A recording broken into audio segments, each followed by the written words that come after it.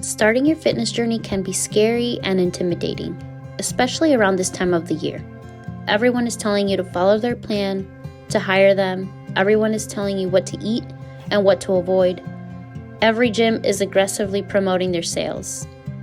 But when the dust settles, you are left with your choices and the consequences, good and bad, of the decisions you made.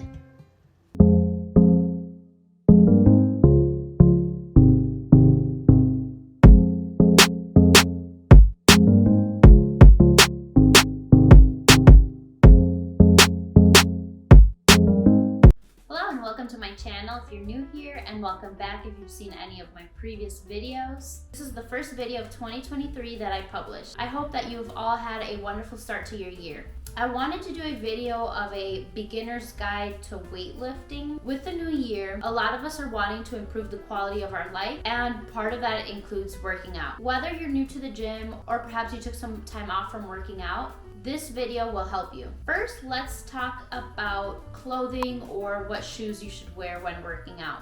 Wear something that is comfortable to you. The worst thing is getting to the gym and feeling like you can't breathe because your leggings are too tight. Definitely been there before. Or just not feeling good in what you're wearing. You want something that allows you to move comfortably throughout your workout. In terms of shoes, you should note that there are many different types of shoes for different types of physical activity. There are shoes that are specific for running. There are flat-soled shoes, shoes with a lifted heel. So what do you wear? Does it even matter? Short answer is yes, it does matter. For example, running shoes should be used when you're gonna be running. Because these shoes are meant for running, they're gonna have like a padded sole and a curved sole. But that doesn't provide you enough stability when you're weightlifting. You definitely do not want to lift heavy while wearing running shoes. If you are going to be weightlifting, you want to make sure that your shoes are not curved. Shoes that are flatter makes them more flexible for different types of movements. Wearing the wrong shoes can cause injuries in the gym, imbalances, and discomfort. Obviously, what you wear and the shoes you have available will depend on a variety of things, like what exercises you're planning to do, what your budget is, or what your goals are in the gym. Just make sure that you find a good pair of shoes to use while weightlifting. Now let's jump into gym etiquette. First thing that I will mention is always re-rack your weights. There's no need to leave your weights laying around or on the machine that you were using. Especially for those of you that are lifting heavier and are adding multiple plates to the machines, it makes it difficult for someone who might not be able to lift that weight to remove them.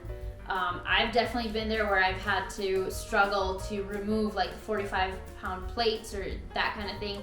So just make sure you're putting the weights where they go and don't leave them on the machines or on the equipment you are using. And I shouldn't even have to say this, but you should also be cleaning the equipment that you use. Nobody wants to see or touch your nasty sweat, so just wipe it down. All gyms should have wet wipes or cleaning solutions so that you can wipe things down. Plus, the gym is already dirty enough with germs flying everywhere. Just don't add to it. The other day, I was at the gym and it was leg day. I was able to get one of the squat racks that's in the far back corner of the gym, and I was squatting away. I think I was still warming up, and an older man walks between the wall and the squat rack I was using. As I was squatting, it completely distracted me and just threw me off, and I was paranoid that I was gonna end up hitting him. So just be respectful of personal space, especially when people are lifting. If you see someone squatting or deadlifting and you need to get near the rack or the platform that they're using, wait until they're done with the set and then you can go. Interfering or getting too close to someone while they are lifting can cause injuries, not just to the person lifting the weight, but also to those around them. And don't interrupt someone if they are mid-set. Just wait for them to finish and then approach. There's no need for you to work out right in front of the dumbbell rack. As you look at yourself in the mirror, step back and let others access the dumbbell rack as well. Don't stand in the middle of the aisle at the gym, and make sure the space is clear of all of your belongings. And with that said, don't hog the equipment. If you want to use your phone, that's fine. Just don't use it for a long time while sitting at the machine. Using it during your rest period is okay, but once that time is up, get back to it. Other people also want to use that equipment.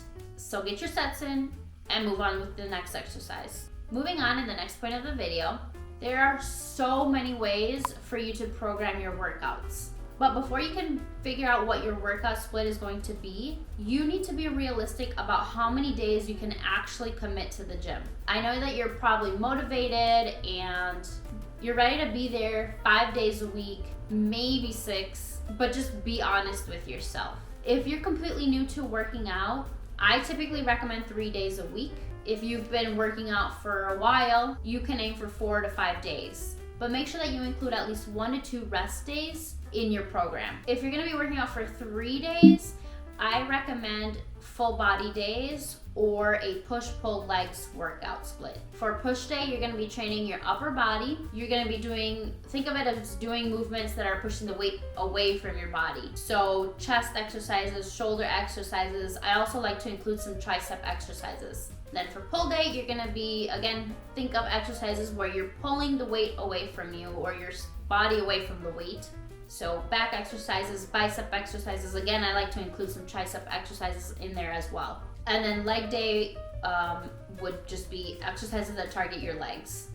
If you're planning on doing a full body day, then just pick 1 to 2 exercises per muscle group. But be careful to not overdo it each day. If you're going for 4 days, you could do 2 upper body days and 2 lower body days. You could also do push, pull, legs, and a full body day.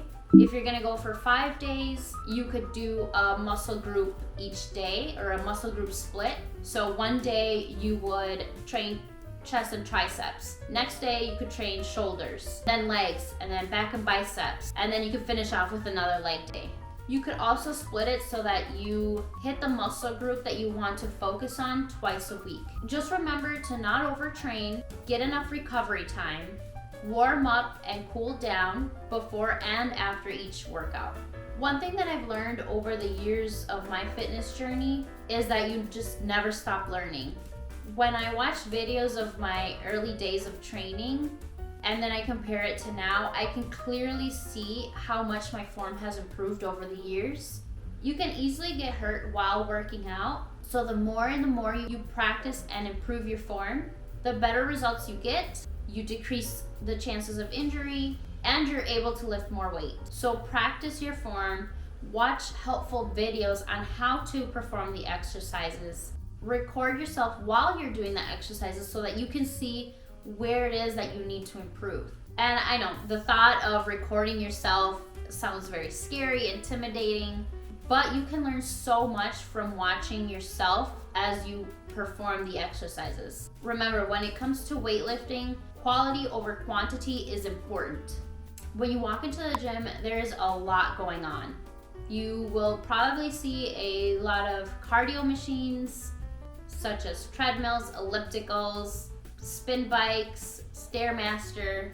I like to warm up on the treadmill. I'll do 5 to 10 minutes at an incline with a fast-paced walk. Then you see a bunch of machines, free weights, squat racks, and sometimes deadlift platforms. Cable machines and muscle-specific machines restrict your range of motion since they're on a restricted path. Cable machines are those that have a pulley that you can move up or down depending on what exercise you're gonna do.